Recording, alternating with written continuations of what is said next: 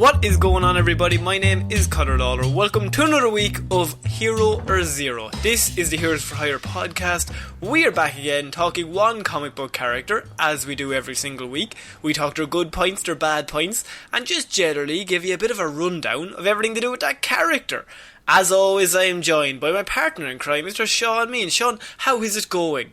It's going well, Conor. That was one of the best intros you've ever done.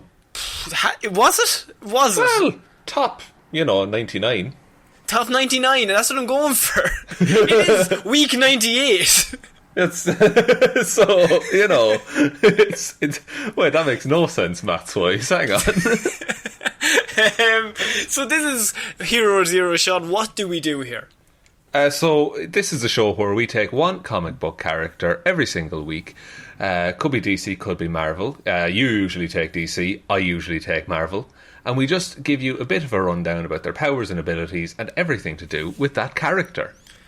Exactly. Now, this week I decided to go against the grain. Now, I'm known as maybe the chap that rambles a bit too much, Shaun. Maybe his heroes, they leak into the 40-minute zone quite a lot. Three-quarters of a Conor, they call it. That's what they call it. My mum hates that. Like, when do we go to the dentist? 3/4 of a Conor. Would you shut up? Just what fucking time is it, son? Just say 45 fucking minutes.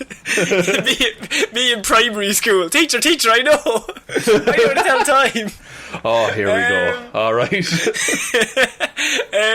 So that is normally what happens. But this week I decided I'm going to get a compact character. I'm going to get a character who's interesting and good, but hopefully I'm not going to go mad, as is normally the case. And so this week I have chosen the character Wildcat, Mr. Ted Grant. Ted Grant. I have no frame of reference for this character at all.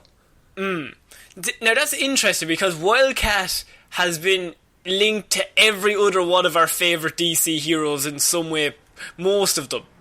Especially, that's very interesting then. Yes, and he has been around since 1942, and he's basically a mainstay in the Justice Society of America, so he's mostly seen as like a legendary character. He was from the very start. He was created by Bill Finger and Irwin Hazen. Oh, Bill Finger, the man who created Batman. Come on now, what about Bob Kane? Well, Bob Kane had an idea of a Batman. Here, I drew the stick man. Fill in the blanks yourself, Bill. I found this picture of a bat on the street. Wow, look at that flying thing. I've got an idea, Bill. So, yes, Wildcat is the character we are going to be doing this week. He was also in Arrow Season 3.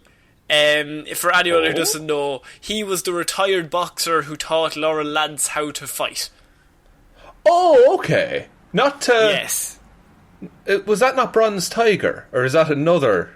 That's a different character. Right, okay. Another ex-fighter. Feline based. Okay, fair enough. Wildcat. Interesting. Wildcat, yeah. So Henry Grant, this is Wildcat's father, was a good man, but a pushover as well as a risk taker. Many bad and good qualities. One good thing, two bad things. That's what they say. Yeah, but to be pushover and risk taker, that's not a good intersection, I think. Not a good combo of a Venn diagram. Bet all your money on that. But I'm scared to do it. He took it upon himself to make sure his son Ted would never be taken advantage of. Henry taught Ted how to box from a very young age, and when he reached maturity, Ted had become a wildcat in the sport of boxing. Unfortunately, Henry's shortcomings left him penniless, and he was unable to put Ted through college. Ted had no other choice but to take on the loading jobs in the East End warehouse district. So he gets a job loading trucks up in the East End because his family is poor, because his father, Henry, he's a pushover and a risk taker and a bit of a dickhead. Right, okay, but look, he taught his son to box. Like, his heart was in the right place, is what the saddest thing is. It's like no, I don't want my son to end up like me. But also, because I'm me, I can't, put him through college and stuff like that. And so it was on one fateful night at the warehouse that Ted's life would change forever, Shaun. One of the warehouse unloaders was being ambushed by a couple of thugs, and Ted sees this, and he jumps into action and he fights off the thugs, and the unloader, who he saves, is astonished by how Ted is able to read each thug's move before they even make it in the fight. So he basically just fucks these guys up. Jesus. Yeah. And this is before he's like a superhero. He's just a man right now. He's just a dude who's good at fighting. The thugs run off in fear, and Ted recognises the unloader as Mike Soccer Smith Muldoon. So his unloader who he's doing the job with, Soccer Smith Muldoon is this boxer's name. Amazing boxing name. Mike Soccer Smith Muldoon. So he's a washed up prize fighter who's kind of taking this unloading gig on the side. He starts getting mugged, and he finds this young kid fights off all these guys, and he's like, fucking hell, this guy has a serious fighting technique. And Muldoon decides to promote Ted as basically like he's the next big thing in boxing. Like, this guy's gonna make it.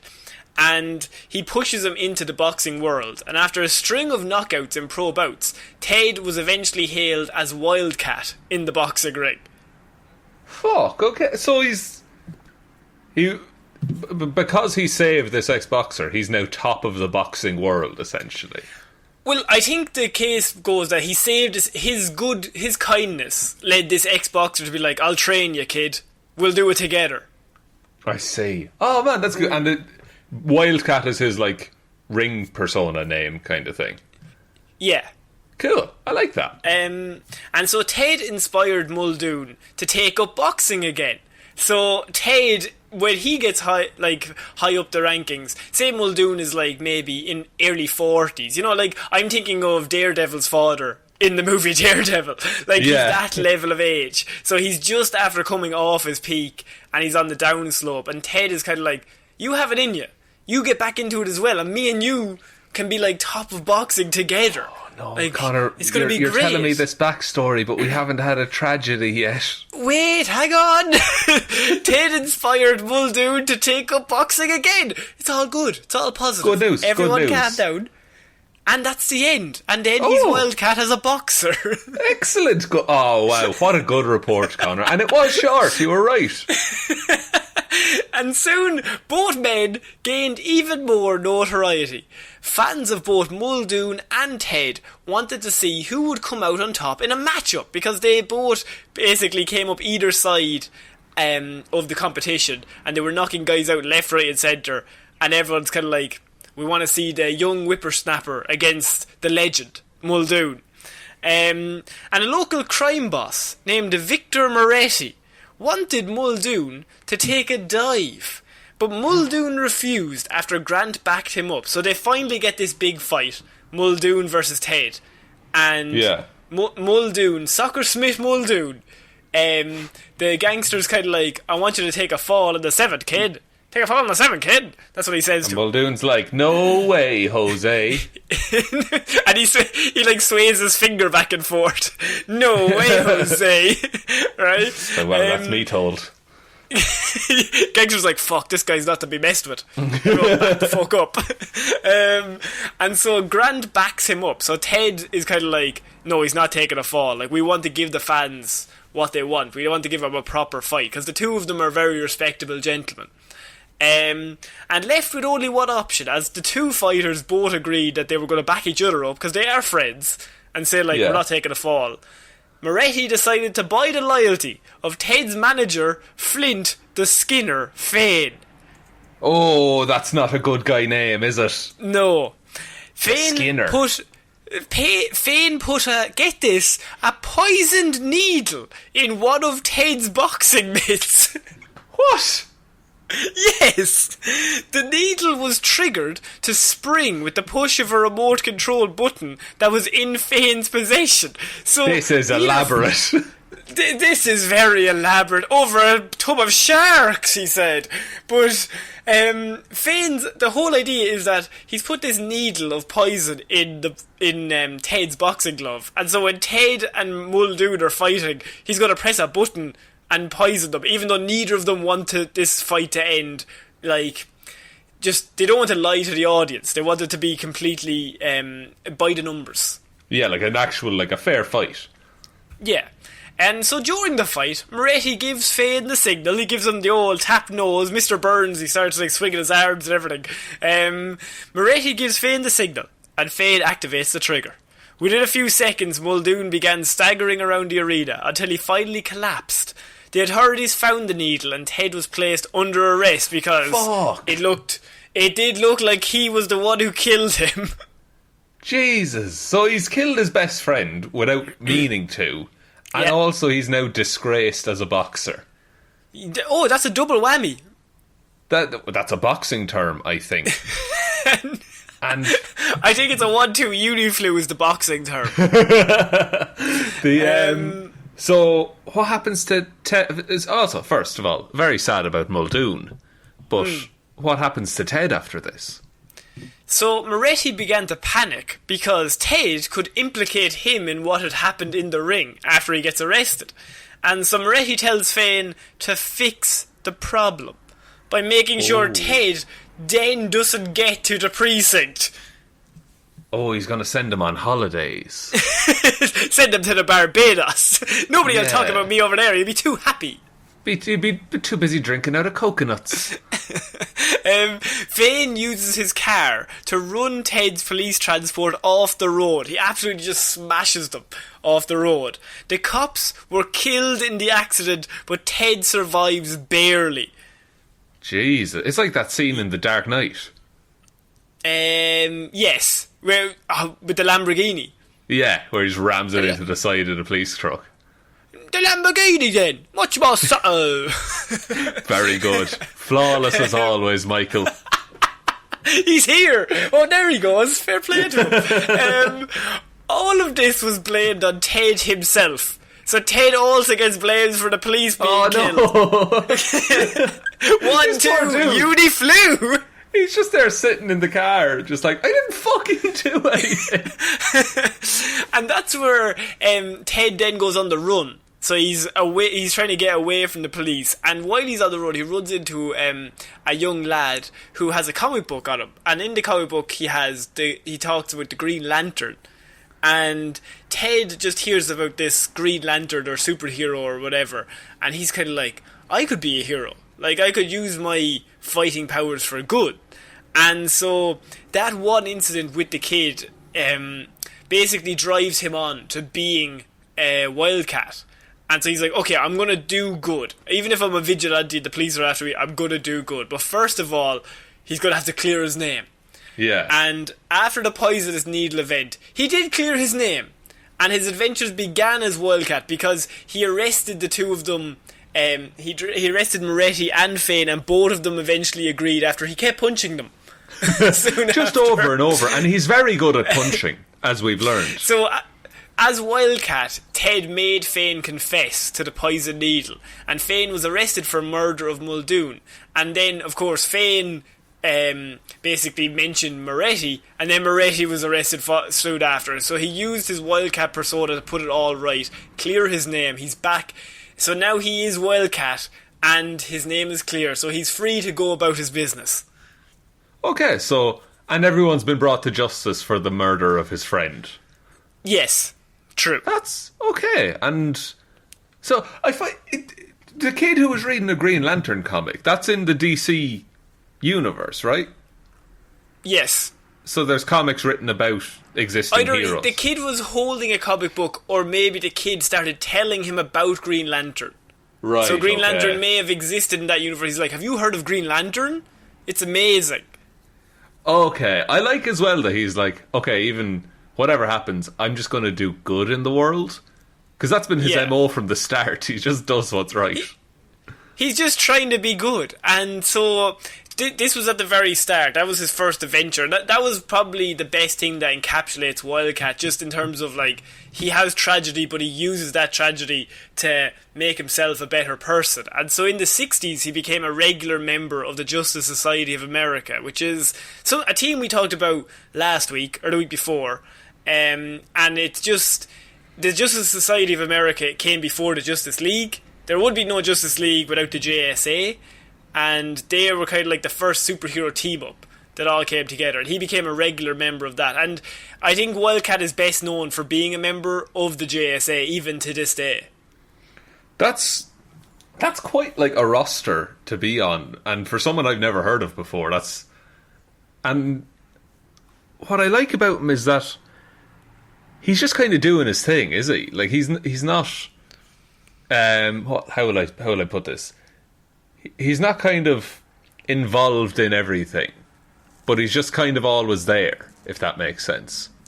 Well, why he's always there is you're going to find out now in a second. He intersects with a lot of heroes that have come through DC, especially anyone who's involved in fighting. But the main thing, they've kind of changed his backstory. He was in Batman in the Brave and the Bold as well, and his origin story has taken a slight updating after Crisis, and that was he became an undefeated boxing champion, and he retired a boxing champion. And so he left on top. Yeah, he left on top. But I think it's more interesting if he then takes advice from that little kid and he's like, okay, I'm going to do good no matter what, which is the original origin story. So Ted is credited with being an expert at combat, though he prefers to trade punches as part of his brawling style. Even in his advanced years, on several occasions, Ted has knocked out experienced fighters with a single punch. In the wake of Zero Hour, Wildcat retired from active crime fighting and again became a full-time trainer in his role as a professional boxer. He continues to train younger superheroes in the martial arts. Some of those younger heroes that he has trained in boxing. So the line I'm going to give is, he is known as the best boxer in DC. Like, straight up boxer. And so in that form of fighting, he is the absolute best. Jesus, that's a claim to fame right there. Because there are some good fighters in DC. And they've all been trained by him, which you will find out. He has trained Black Canary. He's also trained Batman in boxing. Wildcat is the man that Batman went to when he was learning all of the different types of fighting. Really? Yes. That's insane. Yeah. So, like, he goes to Lady Shiva to learn about all different types of other styles of fighting. And when he wanted to get to a brawler, become the greatest brawler, he went to Wildcat, because Wildcat is the best hand-to-hand just puncher in DC. Yeah, and like if Batman gets in a street fight, like he knows what to look for, kind of thing. Then, because your thug on the street is not going to fight like a trained assassin. It's going to be a different style. That is mad, because you always see in the Batman stories, I travelled around the world and learned from the experts. But I never really thought about, we could see one of those experts, and that he could be just a mainstay. Yeah, like, Wildcat he's also set in Gotham. I don't know he's not part of, like, the whole Gotham, Batman, Robin, Nightwing, all that whole area. I think he just lives in Gotham. That's just his city. Yeah. And so he is an expert hand-to-hand combatant. Besides being considered the world's greatest boxer to ever live, Ted is a master in Krav Maga, Muay Thai, and many other martial art forms.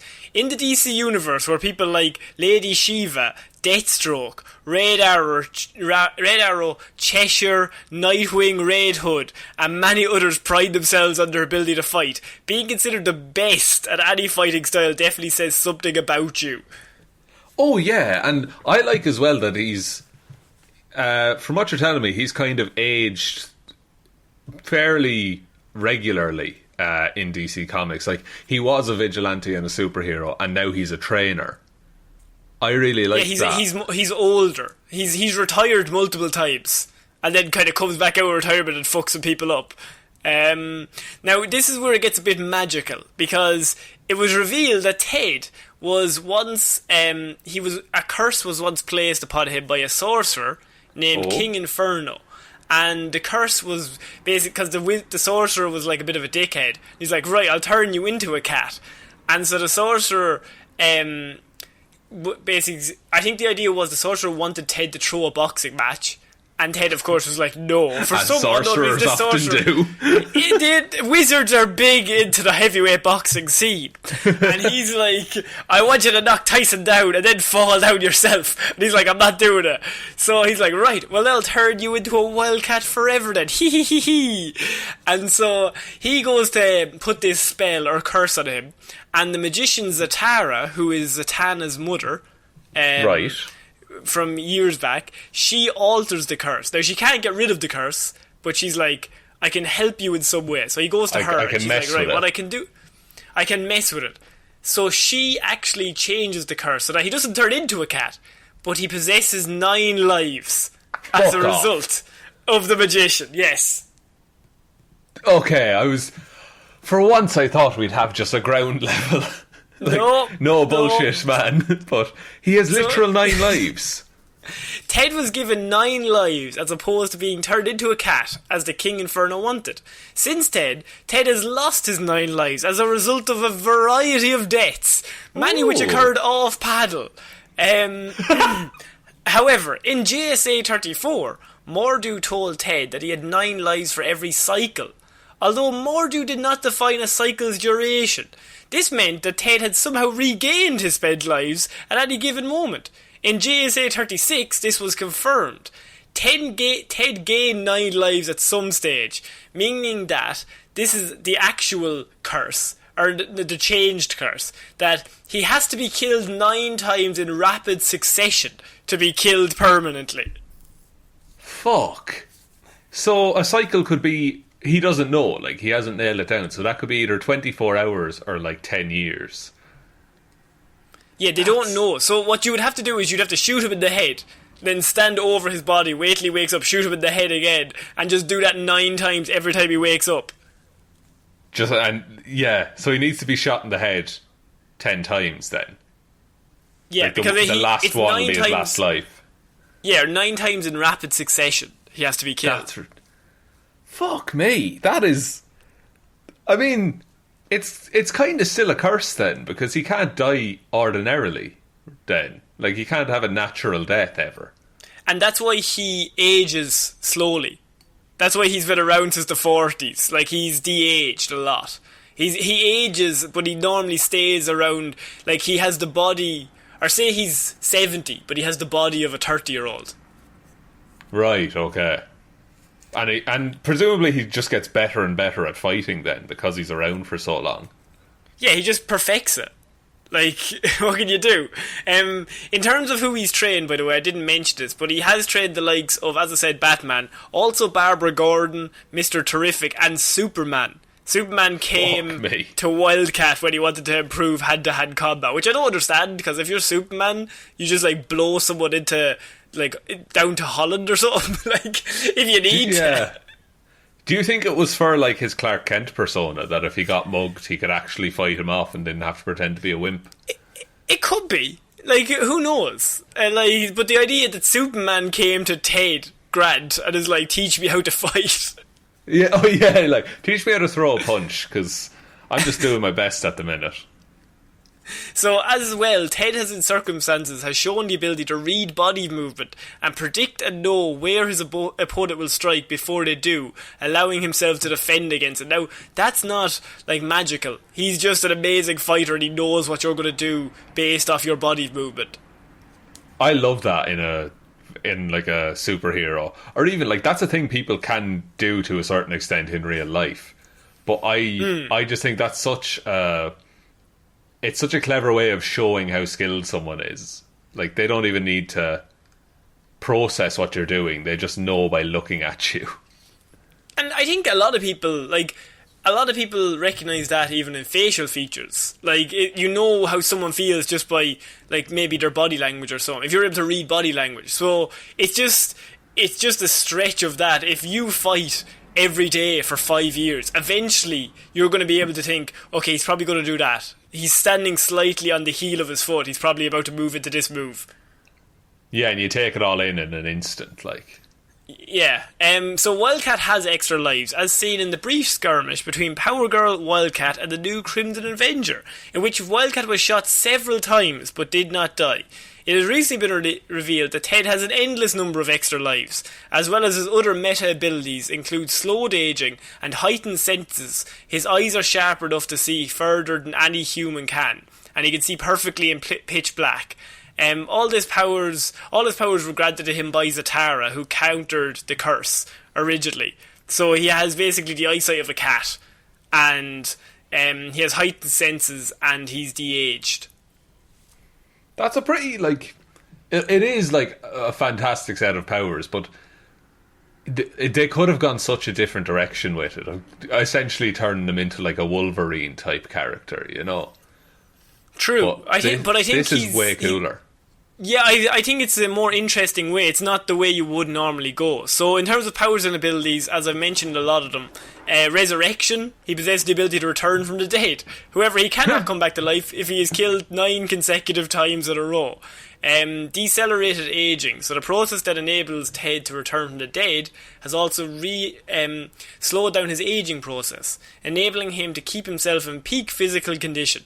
His aging processes were further slowed down by exposure to the energies wielded by a character called Ian Carcull in their first encounter in 1941, which I think is just a roundabout way of saying his aging has slowed down again. He's very slow at aging. So enhanced vision, he has eyesight that allows him to see in the dark. He once claimed to have witnessed Dr. Midnight perform open heart surgery in total darkness. In terms of abilities, he has martial arts. So he has taught obviously all of those people how to use their skills, and boxing is his main thing. So Ted's favourite, foremost and first learned combat skill was and always will be boxing. No matter how big the opponent or how seemingly impossible the odds might be, in or out of combat, Wildcat always has a chance once it goes to a boxing match. Any situation that he can just finish with boxing, you'll never beat him. Yeah, if you square up, he will kill you. That's so cool. I really like this dude. I want to see more of him. And so yeah, that's actually my report on Wildcat. It's a character that's been around since the 40s, has not really had that much loving, but has taught all of our favourite characters how to fight. Yeah, and like, I love when those like golden age of comics characters, I love when they stick around and are updated, because for a lot of them they do keep a lot of the original elements of them. Like, even if it's as simple as, oh, he just wants to fight for good, that's still enough of an element to keep. Yeah, and he's normally seen as, like, the old dog. So, like, Batman goes to him and he's kind of like an older gentleman, like, what have you heard around these parts? Like, he runs his own boxing club, so maybe the guy that Batman is tracking is involved in the boxing. He's like, what have you heard, Wildcat? And Wildcat's like, he comes across as like a 70-year-old, like, grizzled vet. Who you just call in for one more job when you need him. Yeah, because he's always the best. If you need, like, a heavy hitter, you need a tank, let's get Wildcat in. That's so cool. I love Wildcat now. I'm a new fan. And as I said, he's in Arrow Season 3, but he teaches Laurel how to box. If I remember correctly, this is many years ago, obviously. But he teaches Laurel how to become Black Canary, which he would have to be the greatest teacher ever, because she's Black Canary after, like, episode 5. So, yeah. I mean, and that's kind of where that show lost me. But, yeah. That is Wildcat, Shaun. Would you like to take us out? Yes, thank you, Conor, for that report, and thank you, everyone, for listening to this episode of Hero or Zero. We will be back on Monday with Movie Mondays, Wednesday with Weird News Wednesdays, and next Friday with another episode of Hero or Zero. Big thank you goes out to all of our patrons over on Patreon who support us over there. You guys are all amazing. Thank you all so much. The link to that is patreon.com/Heroes for Hire podcast, or there's a link to that in the description if you want to support us over there. The best way you can ever support the show is by telling one human being that we exist, Conor. Just the one, please. Just please, we can't handle the fame, guys. It'll go to our heads. It's already gone to mine. This is true. Imagine how much worse it could get. We're also on all the social medias. They're all linked below, or you can email us, heroesforhire_@outlook.com. But I think that's about it, Conor. I think so too. So I've been Ciara Lawler. I've been Shaun Meehan. I'll see you next week, guys. Bye. Bye.